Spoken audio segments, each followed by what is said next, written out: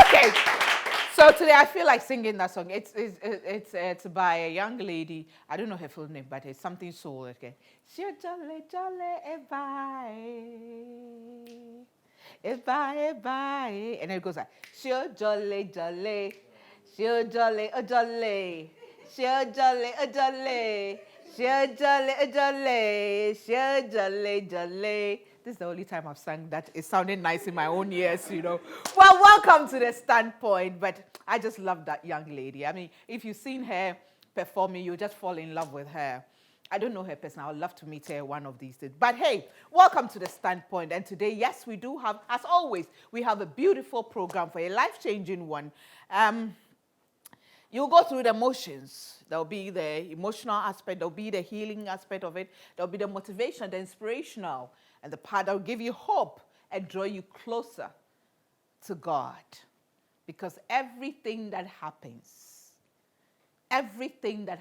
to us, if we can let that pain be our power. Anyway, today is a day for Ames. They have a past, let me put it like that. But with the past, they are using it to help the present.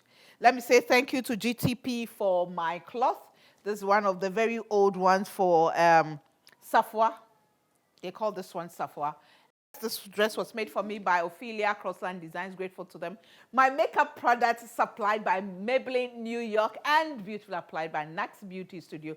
Nax Beauty Studio, you can follow them on Facebook. They are on Instagram as well. Anywhere you want to go, any event, just tell them and they will hook you up so beautifully. I always fix my hair at Exalted Trends and my beads, as always, by New Trendy Trends. We take a break. When we come back, we meet Amma Cares and Amma Adoma Foundation International. We'll be back.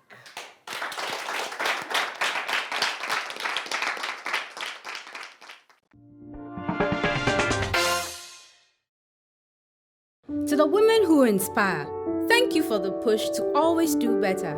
To the boss ladies who keep it lit while handling their business, cheers. To the Facebookers and those who do it for the gram, we see you, fam. To the mothers, friends and sisters who are there for others and still do great things for themselves, you are the real MVPs. For every occasion, we've graced alongside you, for making us a part of all you do.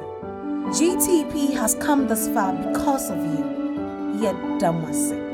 We love you, God. Thank you for the gift of you.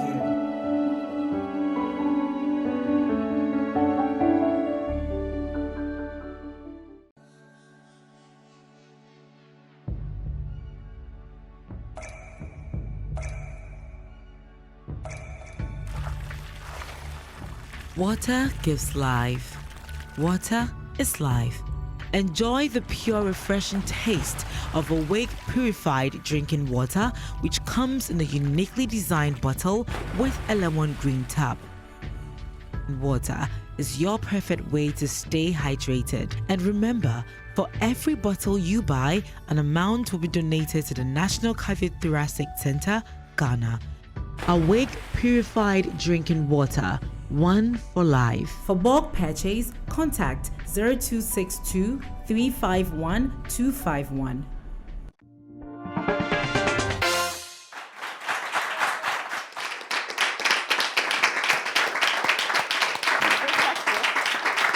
Welcome back to the Standpoint. But still, shio jolly jolly bye. Bye. Because listen, the program today, what we're going to do, very emotional, so I had to make it light, you know. But I love that song, you know. I love that song so much. And welcome back to the Standpoint. And today we are talking about my pain, my power. I have two Ames in the studio who have a story to share. And I've told you this year, 2020, is all about sharing stories, because our theme for the year is Woman, You Have a Story. You see, you have a story. It doesn't matter what the story is, but you do have a story. In my book, my first book, A Bit of Me, I wrote in one of the bits that wear your scars beautifully. So your story can be full of scars, but it's still a story. It can be full of flowers. It's still a story. So it depends on what you do with it. Yeah. Anyway, hope you've got a copy of A Bit of Me and then my second book, yes, the 50 Nuggets at 50. I hope you've got that because that is a book that marks my 50th birthday anniversary. 50 years in 50 nuggets, It's just nuggets because the full story, I nearly gave you the title for my third book, but hold on, kakra. Oh, hold on, kakra. Ebeba. Hopefully soon. But welcome back to The Standpoint. Let me say thank you to my supporters. That's Kodam's Gifts and Stationery. And then Gogot Yogurt, Kate Technique International, Away Purified Mineral Water, and Royal Drinks by Casa Preco Company Limited. House of Foods, Antiveria, we are so grateful to them. Yep Cleaning Services, all your cleaning services, just call Yep Cleaning Service. Juice time, no preservatives, no sugar, nothing, just 100% fruit juices. And of course, Mame Fridays Bakery and Catering Services, we are grateful to them. Dream Over Power website, www.thestandpoint.com.gh. And you know that now The Standpoint is aired on Joy Prime TV on Sundays at 6:30 p.m., on Praise TV on Saturdays at 4:30 p.m., and then on Sundays at 8 p.m., Facebook Live. You can always watch it there. The viewership is increasing by the day, and we're so grateful to those of you who watch it. And then you can also get to watch The Standpoint on YouTube and our website, www.thestandpoint.com.gh. But today on the set, I have two Ames, as I keep telling you. At my extreme left, I call her my trouble.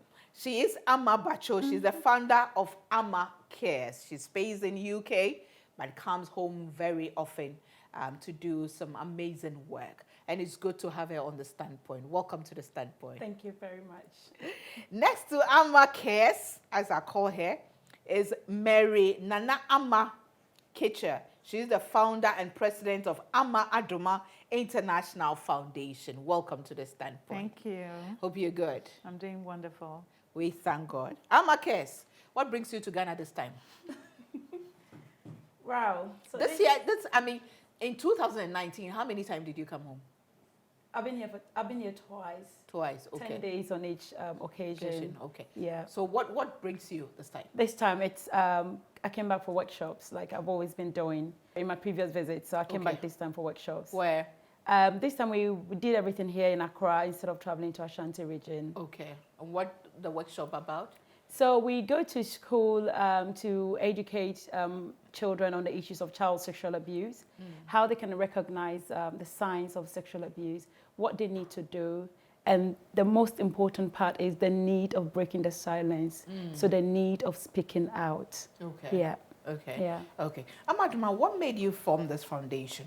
It stems from my personal life experience. I was sexually abused as a child, age 5 to be precise. And like she said, I didn't know what was going on until I was age 8 and saw mom and stepdad in the act, and I realized, whoa, this is it. Yeah, so it's followed me through life. So who was abusing you? My stepfather. In the same house? Your mom was there? Yes. And your stepfather was abusing sexually for 3 years? Yes. Continuous? Yes. Mom didn't see it? I don't know. You don't know whether mom saw it or I do not and you know. didn't say anything? At age 8, when I saw it, I became worried because what I was told when it was happening was if I said it, that my mother was going to die. And so now seeing him That's and what my your mother... Yes. stepfather told you? Yes. And so now seeing him and my mother in the act, I was worried about who was going to die now. Because was it going to be me or her? And worried for both of us. It actually affected my grades at school. And one day I returned from school and spoke to an elderly woman about it, that this is what this man does to me, and now I see him do it to my mother, and I'm worried because I think my mother would die or I would die. And so she said, don't tell your mother if you think she would die, but do tell your grandmother, which is what I did. And what did your grandmother do? That is another sad part because she used a word in Ewe that she didn't really say it on the day, but subsequently, if I did anything, the word I heard was hashitue. And I didn't really, What does it mean? I didn't want to know the meaning of the word, but something within me knew that there was something negative about that word. So it's just about 2 weeks ago, I visited my organization's PRO in her home, and I was with a woman, and I was like, I don't want to even know the meaning of that word. She said, well, it means a prostitute. I was like, well, I think I know why I didn't want to know then. Yeah. Yeah, because it was sad hearing the meaning now, but I think I would love to hear it now when I am ready to hear it than if I had heard it then it wouldn't have been good. It would have broken you. Yes. But did you feel guilty? For how long did you live with that feeling of? Because though you didn't understand, you knew that your grandmother didn't. I knew it wasn't support good. you. Wasn't yeah. I knew it wasn't good. What it made me feel was like I was a bad girl. I was a home wrecker. That I needed to give more so that I could be approved of. I could be feel like I belonged. And so if we needed to go and sell, I make sure I sell everything so that I just get some approval. I was always, chasing for that. And it affected me, like I said, in all of my life choices. You felt unaccepted yeah. in your own home? Yes, so much. Did your grandmother tell your mother at a point? It wasn't until I had my first baby, my mother came and lived with me. And I said, that man did that to me. She said, oh, I didn't know about it. And I said, but the man you married after him was the one that went to my then husband's parents and told them about this. So how come you didn't know about it? No, what a Oh, yeah. So your second stepfather went to tell your husband's people that this is what happened to you. Yeah. So what? Yeah. They shouldn't marry you. It's amazing, right? Wow. So at what point did you decide that you're going to turn this around? At the age of 34, which was, I say that and everybody knows my age, right?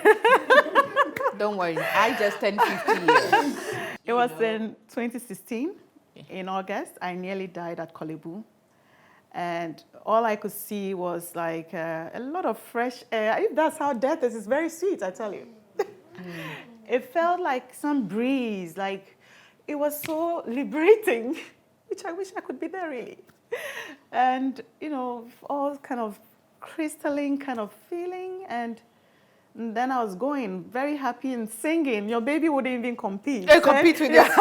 And then there was a lady that had been wheelchaired in. She called me to wait for her. So I turned to look at her. And then I saw my third baby then in the arms of his dad, very sad. And then I remember saying, who would take care of Jire? That's my first son. Who would take care of Ellis? And then my son, the second one, she was like, Mommy, what about me? So and then I told the lady I couldn't go again. I needed to return. So I came back and I just saw them doing whatever they had to do. My veins were gone. And it was the time I realized how precious life was. And I realized that I couldn't joke with it anymore. I needed to take life seriously and find out who really I was and why I had to be given this chance of life. I became a more grateful person. And each day, every little thing meant so much to me because I was about going. And you were given a second chance. Yeah. And you decided you're not going to mess I'm up not going to with it. mess it up. We take a break. When we come back, we'll get to hear more of the story.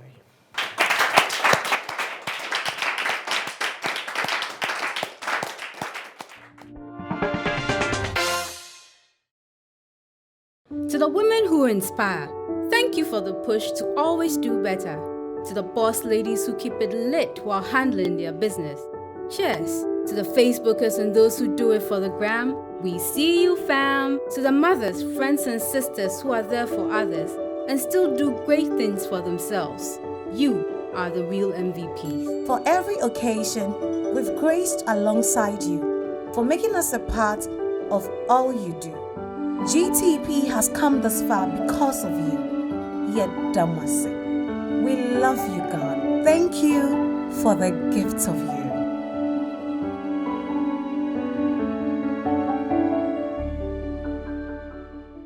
Hi, my name is Ohineyere Gifty Auntie. I'm an author. Have you had your copies of my books yet? Yes. Currently, I have 3 books. One is already on the market, A Bit of Me. Now, A Bit of Me is arguably the most inspirational book when it comes to Ghana. Within a week, it became #1 on Amazon under the survival biographies category. Yes, that's how powerful it's been. Many testimonies have come out of it. Now, when I turned 50 recently on 23rd January, we came out with a special birthday edition of it. Nicely designed, as you can see. It has the kente, and that kente, by the way, is called Gifty Auntie Kente design on it. And then we have the gold 50th birthday edition embossed on it. So it's a special edition. It's out there. Now, my second and third books are 50 Nuggets at 50. The 50 Nuggets is about my 50 experiences in my 50 years on earth. 50 of my experiences on earth in the 50 years that I've been around. I mean, you read, you think you know me, you'll be shocked. You know, you will laugh, you will cry, but you get to know me better, and you get to know yourself better as well. And the third book, I call it The Best of You. The best of you. The slogan for the hashtag for my Facebook, A Bit of Me, is be the best version of yourself. The best of you encourages you to bring out the best in you. I mean, you can see yourself through this book as if you're looking through the mirror. It's just to encourage you, to motivate you daily. Short quotes, but they are very powerful to keep you going. So please, we have the vendors on screen now. Get in touch with them. Get your copies of it. If you're watching this before March, the 2 books, 50 Nuggets at 50 and The Best of You, will be available at the first week of March. But until then, you can call 0543-618182 and pre-order those 2 books. The 50 Nuggets at 50 comes in hardcover. So yes, it's a very special book as well. And then when it's out in March, you can contact any of the vendors and you get your copies to read and to enjoy. Remember, it's all about you. Today's readers are tomorrow's leaders. We all aim to be the best of ourselves. Thank you.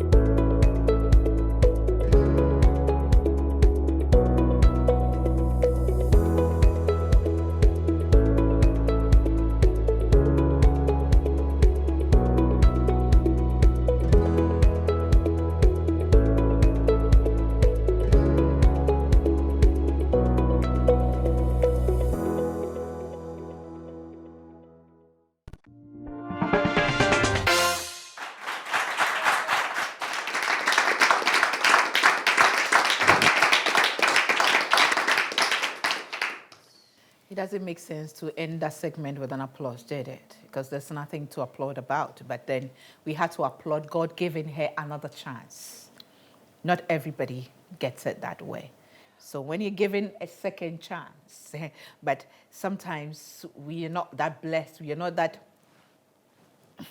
destined to have a second chance. Sometimes the one chance and it's gone. So you don't have to joke with life. Well, let me say thank you to GTP for my cloth. This is Safwa. I am so grateful to them for that. Thank you to Ophelia Crossland Design for sewing for me. Thank you to New Trendy Trends for my beads. Makeup products by Maybelline New York and applied by Nax Beauty Studio. And Amakes. What's your story? How old were you?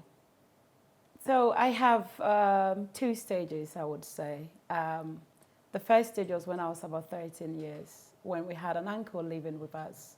Because we always say that sexual abuse is not always the act, but it's that sexual contact that an adult is having with a child. And being a child at that time, that was those advances I was getting. And I found myself one night waking up with him naked and lying on me. And I remember clearly running straight to my dad and reporting, and then just taking him out of the house. Now, fast forward, growing up. So this part of the story is quite recent. So I'll call it a rape. So that happened about a few years back. I couldn't speak to anyone because it was an uncle of mine that did that. So I would say a family friend that did that, but we see him as an uncle. It's always said that 90% of the victims know the abusers. Yeah. Out of it, 30% are family members, 60 are family friends, and then 10% are strangers, because parents tell us do not go to strangers. Yeah. So as family friends become family members, we call them uncles, aunties, but they do take advantage of us. So when that happened a few years back, I didn't know who to speak to. It really broke me. I went through the place of depression. Being in Europe, it's very easy for me to just jump on a train and then say, that's it. Let me just end it all. So you became suicidal? I did. I did. And I couldn't think Why is that? Did you blame yourself for that? Did I blame myself for that? No, because for some reason, I was very convinced that it was not my fault. And thankfully, this is the message we teach in the student whenever I come down, when we go to school, and let them know if that happened to you or when that happened to you, just so you know it was never your fault. We need to be blaming the adult. Because in a place where I was going through things and telling him about the things I was going through, and I was crying my eyes out, and he was also crying with me like a baby. And in a split second, I became his next target. That was hard. So yeah, I was very suicidal. I didn't think I was good. I believed I was good for nothing. Nothing good could come out of me. Everything I'm trying just hits the wall and bounces back to me. So 2 years ago, I came down to visit, and then I made friends really quickly. For some reason, I was speaking. I was just having a chat. I was wearing an African print dress. I went to do my hair at the salon. I didn't like the hairstyle, so I was already mad at the hairdresser. Walked to a restaurant, sit down to eat, and I was wearing this African print. And then right there, I made a friend with someone just right there who complimented my dress. And then I started speaking out to the person when we became friends. And then I was so angry to the point I was like, can't we do anything to these men?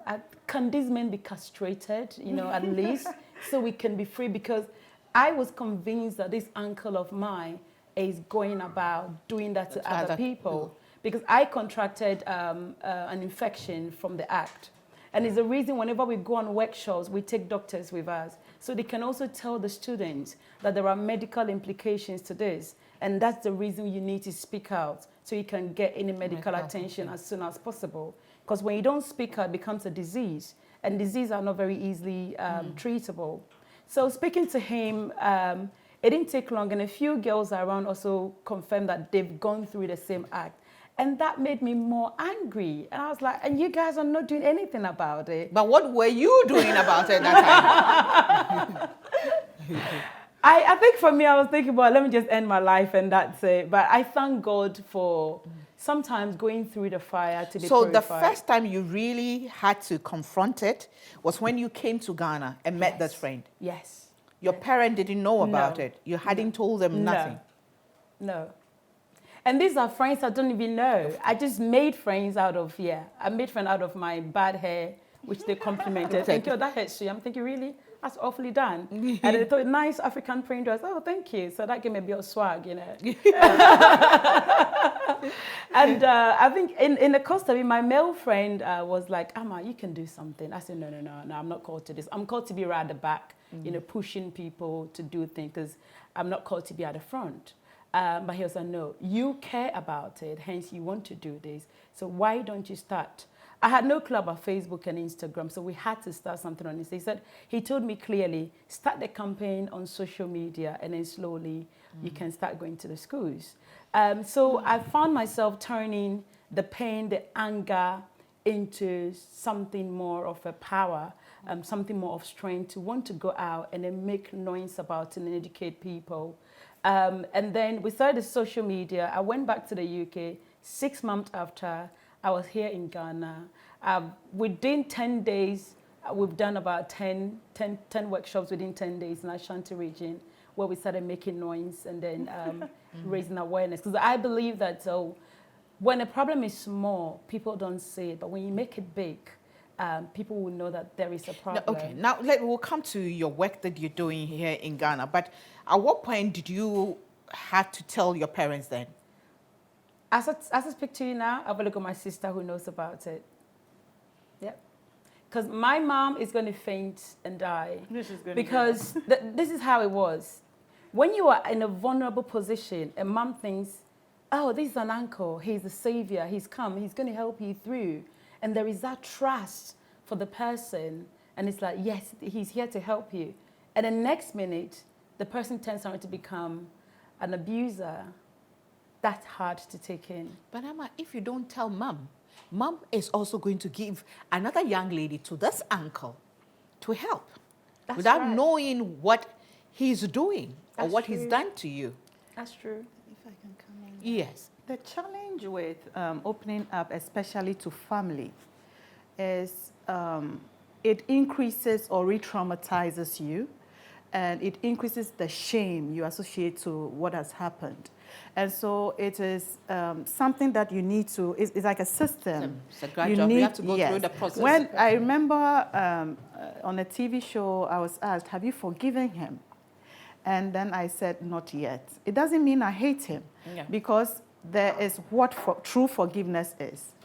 I can serve him, which I have done when I saw him at my sister's naming ceremony. You served him? Oh, yeah, I served him looking in the eyes. I served him with all my love. I served him.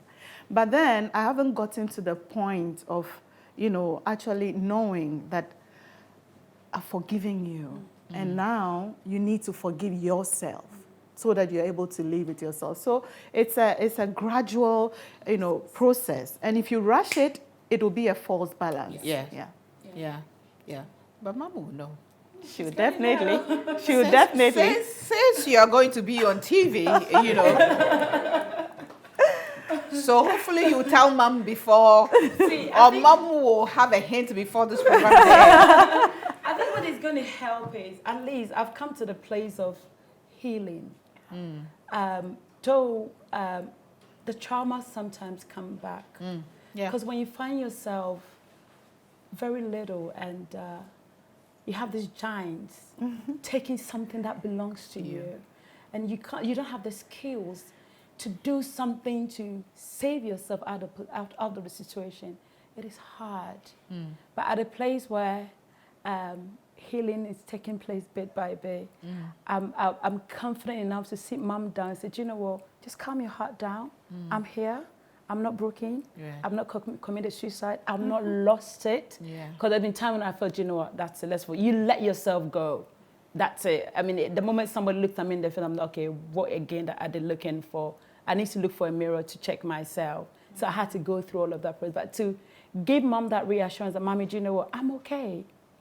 Look, I'm doing well. I'm doing fine. But this is what happened. That would help. So I'm at a place where I can share that with her. Hasn't Mom ever asked you why you come to Ghana to do this program? Yeah, my sister thinks I'm going crazy. But now, 3 days ago, she called me. Sis, I think this thing you're doing is going bigger, I said, yeah, good is our work. However, we are helping to impact life through our own stories. Yeah. Helping to impact life through our own stories.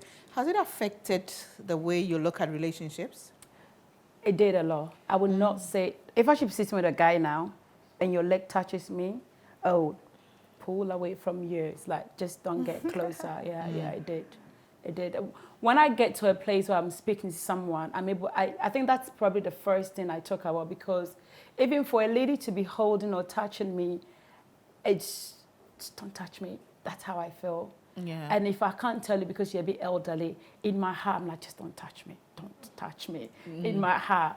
But yeah, it has affected my relationship. Yeah. Right, yeah. Well, let me say thank you to all our sponsors, Go-Go to Yogurt, Awake Purified Mineral Water, and Royal Drinks by Casa Preco Company Limited. Juice Time, 100% fruit juices, no preservatives, no sugar. We are so grateful to them. House of Food, Cake Technique International, Mami Fridays Bakery and Catering Services, and who have I left out? Everybody. We are so grateful to all of you. Dream Oval as well. Kodam's Gift and Stationery Shop. We are so grateful to you for supporting the Standpoint. We'll be back.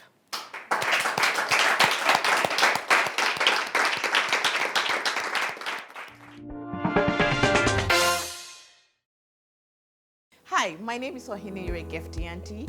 I'm an author. Have you had your copies of my books yet? Yes. Currently, I have 3 books. One is already on the market, A Bit of Me. Now, A Bit of Me is arguably the most inspirational book when it comes to Ghana. Within a week, it became #1 on Amazon under the survival biographies category. Yes, that's how powerful it's been. Many testimonies have come out of it. Now, when I turned 50 recently on 23rd January, we came out with a special birthday edition of it. Nicely designed, as you can see. It has the kente, and that kente, by the way, is called Gifty Auntie Kente design on it. And then we have the gold 50th birthday edition embossed on it. So it's a special edition. It's out there. Now, my second and third books are 50 Nuggets at 50. The 50 Nuggets is about my 50 experiences in my 50 years on earth. 50 of my experiences on earth in the 50 years that I've been around. I mean, you read, you think you know me, you'll be shocked. You know, you will laugh, you will cry, but you get to know me better and you get to know yourself better as well. And the third book, I call it The Best of You. The Best of You. The slogan for the hashtag for my Facebook, A Bit of Me, is be the best version of yourself. The best of you encourages you to bring out the best in you. I mean, you can see yourself through this book as if you're looking through the mirror.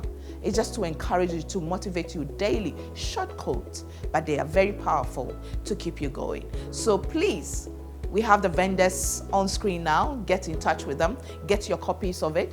If you're watching this before March, the 2 books, 50 Nuggets at 50 and The Best of You, will be available at the first week of March.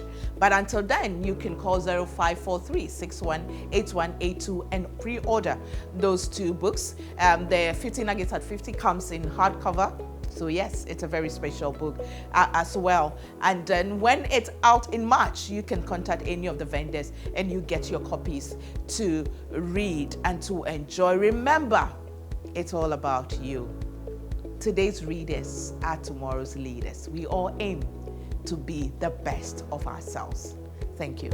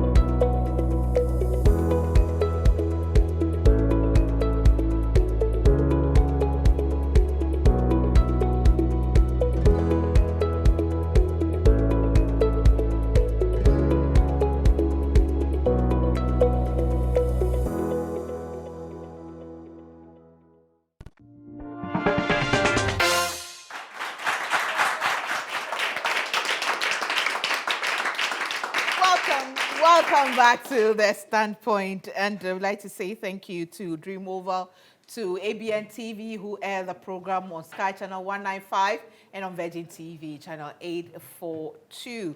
Now, our social media handles are Facebook, it's The Standpoint. Instagram is _Standpoint.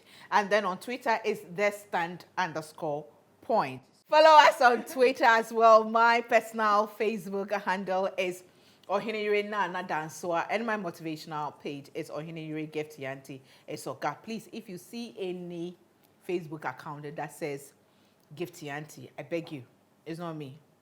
Yeah, please. These days, people are hacking. People are just impersonating others. It's horrible.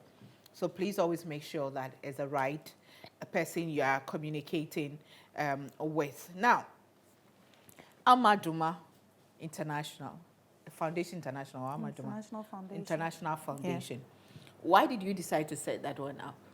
You started, but but what do you want to use it for? Yes, I realized how much the abuse and neglect affected me emotionally and psychologically. And once I went through the process of healing, I realized that others also need this.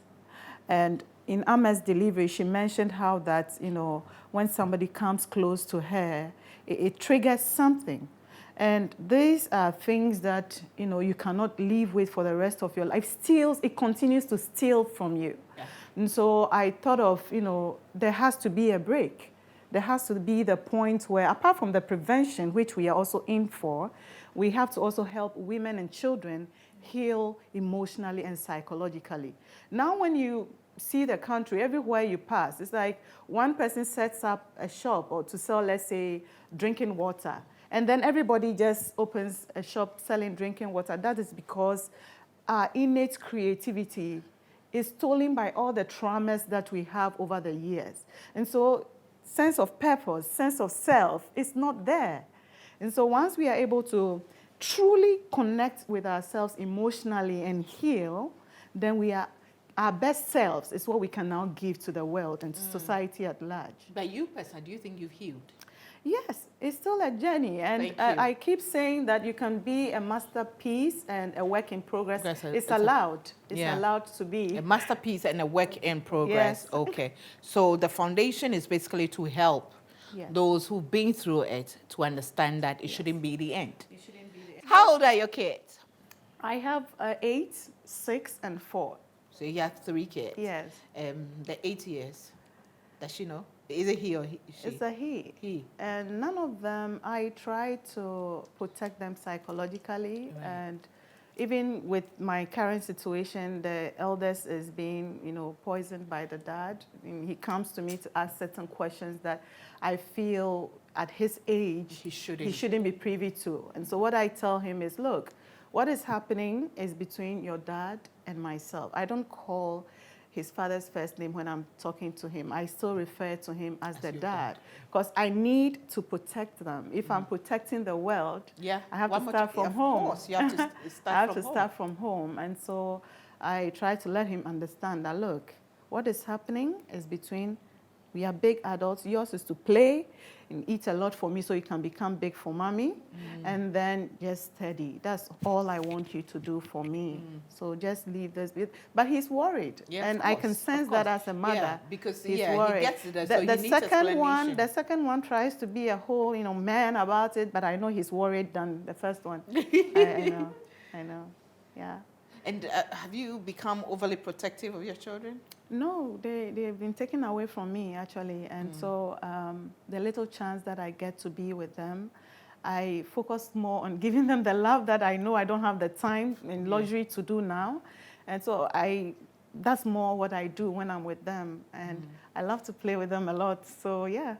When we talk of abuse, we're always thinking of a man doing something to a woman. Yeah. But perpetrators are women as well. Yes, totally agree. We have some women who are sleeping with girls. We have some women sleeping with little boys. Yeah. And so when we talk of perpetrators, it is a person. I prefer to address the person. So it can be a man, it can be a woman, doing something to either a co-equal or a child. Yeah.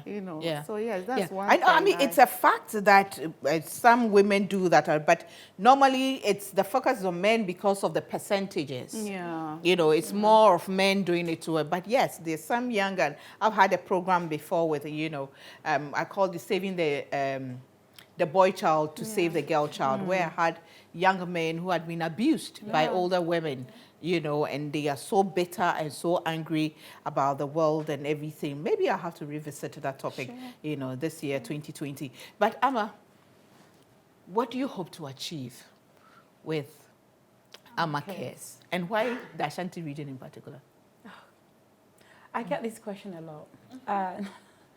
We chose Ashanti region because we believe a lot of things happen down here in Greater Accra that doesn't travel out of the Accra. So I know we could have gone to Volta region, Northern region, Central region, or anything like that. But for some reason, we felt that less than Ashanti region for 2 years. Let's work with the children, the schools. Let's leave a footprint there and then move on to a different region. Right. And that was, and also the fact that the percentage of children that are sexually abused are higher than Accra. Not just that, because of the level of education that they get from there. Because when I compare workshops that we've done in Accra and in Ashanti region, it's way different to the responses. The children or the school children in Ashanti region with the responses, they don't work with us because they don't know anything about these things. Compared to the students here in Accra who are working with us because they've heard about these things. Yeah. They know about these things. So it makes the work a bit more easier. It's been well received there in Ashanti region, well received. Yeah, and one of the things you also mentioned was you teach them how to identify. And in your conclusion, how would you tell a young person watching you across the world how to identify a perpetrator? So there are a number of things we need to look out for. So we start bringing it back home. We start from when an uncle or an elderly woman asks a child to sit on their lap, and then while they're sitting there, they start touching the child or holding the child. And because it's an uncle, the child thinks that, oh, my uncle is doing, it's my uncle, so it's okay for him to be holding and touching me this way. Yeah. It is not wrong to be playful with your uncle, don't get me wrong, but it is wrong for your uncle to be touching you while he's always asking to be sitting on his lap and you think it's okay. So this is one of the things you need to be looking out for. I'm gonna be explicit. Hold on a second. What do you mean by touching you? Okay. Touch your body, or what is it? Touch I don't your know why cheek? I'm not even saying that, because usually in our workshops, we say things just as they are. This is a standpoint. So- we say things as they are. So we always tell the children, just when you sit down on your uncle's lap and he's probably fondling with your buttocks, for the girls, holding your breasts, you should be feeling uncomfortable. Don't think it's my uncle, so I just need to sit there for him to do that. Or even if it's your father. Even if it's your father and Or your stepfather. stepfather. Yeah. We've had a lot of cases where stepfathers have not just impregnated these children, but then they don't even look after them. We've had a case where, an uncle impregnated a young girl and gave her 50 cedis, and that was the end of the case. And then another thing for them to also identify is when an adult start calling the child, oh, my sweetheart, Mayuri, my wife, my darling. And then next minute, they're buying you gifts that you don't even, expensive gifts. Mothers should be worried. Why is my child getting this expensive gift from? So these are also signs. And then we children, and the children will also be thinking, maybe I should be thinking of buying something new, a new clothes or a new this. No. The moment that thing starts happening, you need to alert a responsible adult.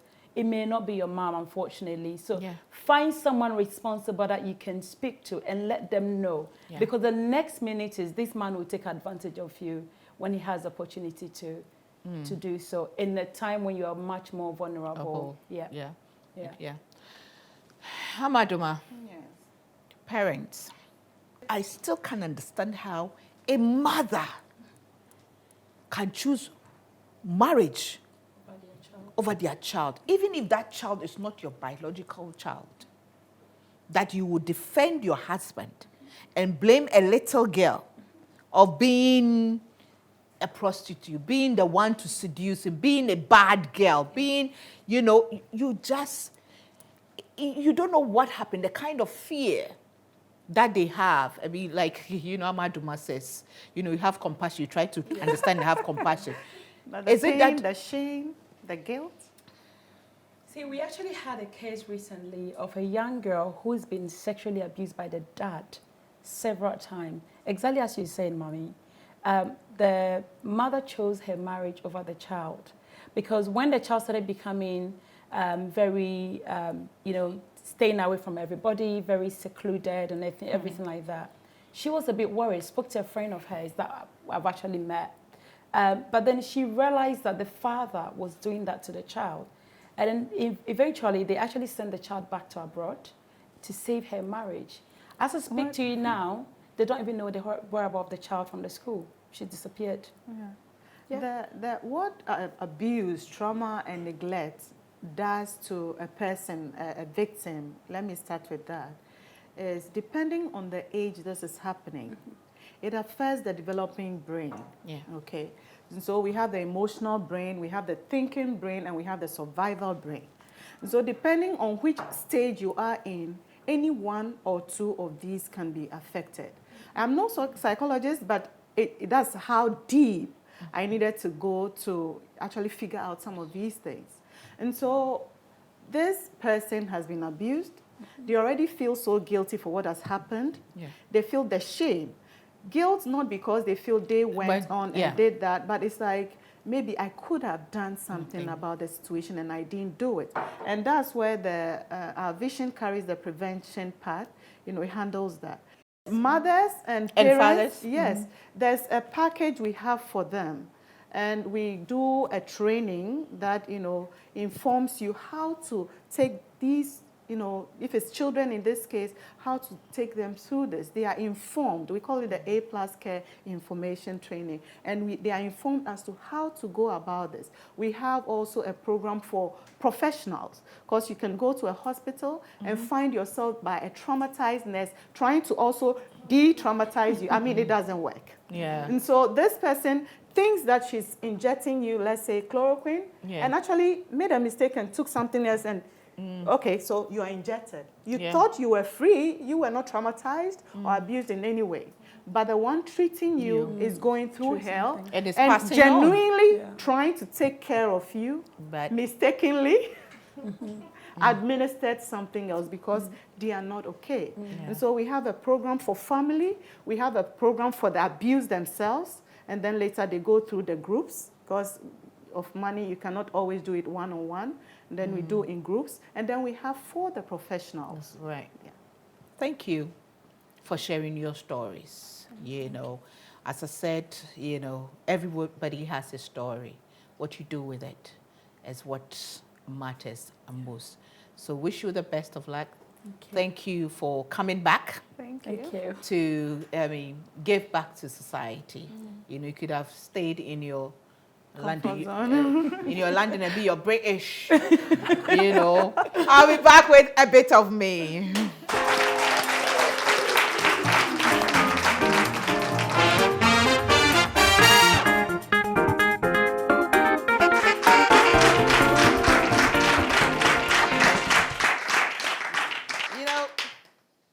It's funny the kind of things that we are fed these days.